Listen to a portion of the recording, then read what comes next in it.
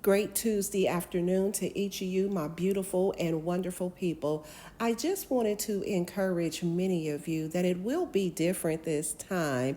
You will not miss your opportunity.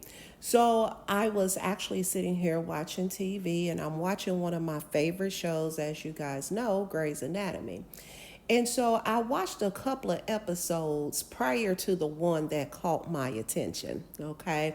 So basically, I'm trying to see how I want to explain it because I really need you guys to get this.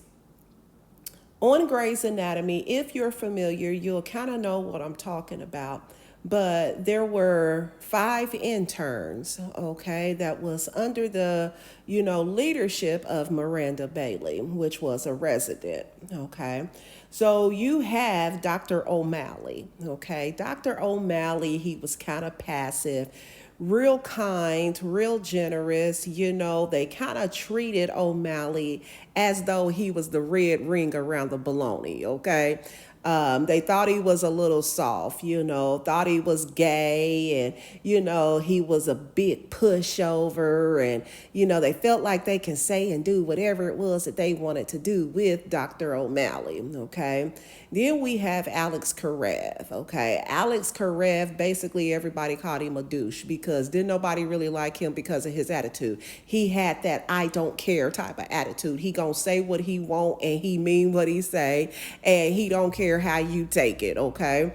Then you have Christina Yang. She's the bright one, the real smart one, okay? She went to Stanford, graduated at the top of her class. If there was any sort of surgeries going on, Christina had to be in the midst, and she did whatever it took in order to try to get these surgeries.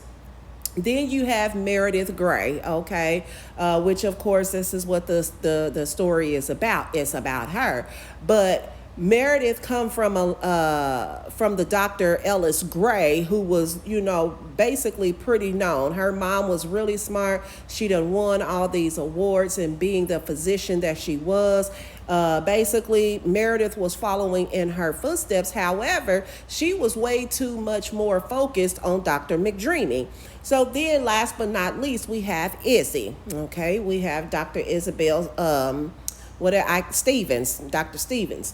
Okay, Izzy was good at what she does. Okay, however, she got too involved with her patients.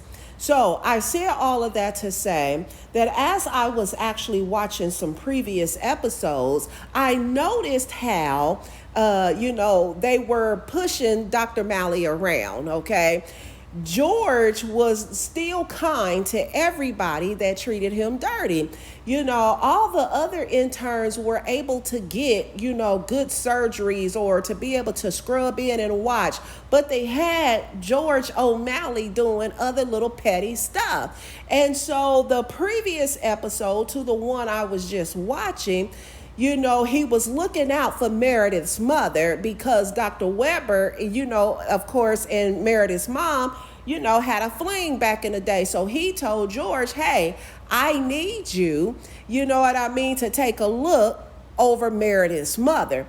But in the previous episode before that, Miranda stuck him on a case where this patient was already dead. He came to the hospital dead, but she had George working on this patient. Okay, what do you do next? So what's next? Then what do you do? Not understanding that Miranda was preparing him for something greater. I need you guys to listen. He's thinking that what she got him doing is useless. He's a surgeon. Why is everybody taking him through these changes? Everybody else get, good surgeries. Why am I dealing with a dead person? Why does everybody stick me with people like I'm a babysitter? I am a surgeon. And that's what he actually made mention in the previous episode that I was watching. But what George didn't understand is even though he had to go through a time where people was overlooking him, people was shutting him off, people people treating him like the red ring around the baloney. They're over here doing their thing, and then they want to use George when it's good for them. Even though all of that was taking place, that was a setup for what God was getting ready to do. And after God began to speak to me about the current episode that I was watching, I got on Facebook and I noticed this that was on there. It said, be patient. Sometimes God make us wait longer because the blessing is bigger. So that already tied into what the Holy Spirit was speaking to me about. So the episode that I was actually watching is where the generator had went out in the hospital, only on, I think they were saying like the north side of the hospital. And so a police officer had been shot and he came into the emergency room.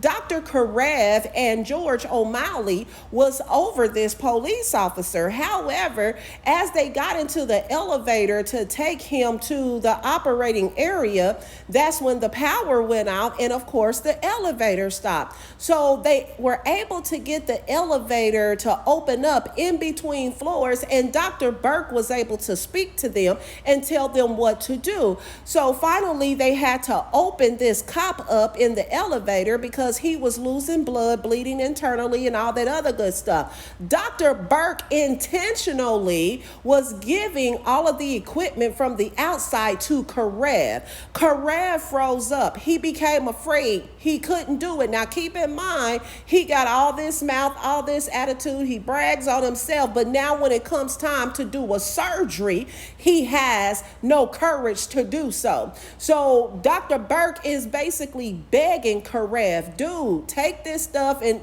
listen at what I'm telling you. He wouldn't do it. O'Malley is standing here like, come on, what are you doing, Alex? And this man is dying. And finally, George took it upon himself and took the stuff that Dr. Burke was trying to hand through the open elevator door, and he went on and performed the step-by-step procedure necessary in order to keep the man alive. So after they were able to get them out of the elevator and Dr. Burke finished up the surgery, everybody was congratulating. They was cheering Dr. O'Malley. They looked at him in a different way. And I said all of this to say, I know it's hard right now. I know it's frustrated when you're looking around and everybody else appears to be getting better opportunities than you.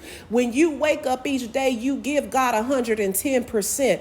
You keep moving even though you don't see anything happening. You keep believing and you keep trusting. You're praying and you're fasting and you're getting in your word and you're increasing, the time you're spending with the Father. And it still seems as though you are stagnant and cannot move while other people around you tend to be moving at a faster pace. These people are looking down on you. These people are laughing at you. These people are the ones that's overlooking you and thinking that they're better than you. But I need to help you to understand today that this time it will be different for you.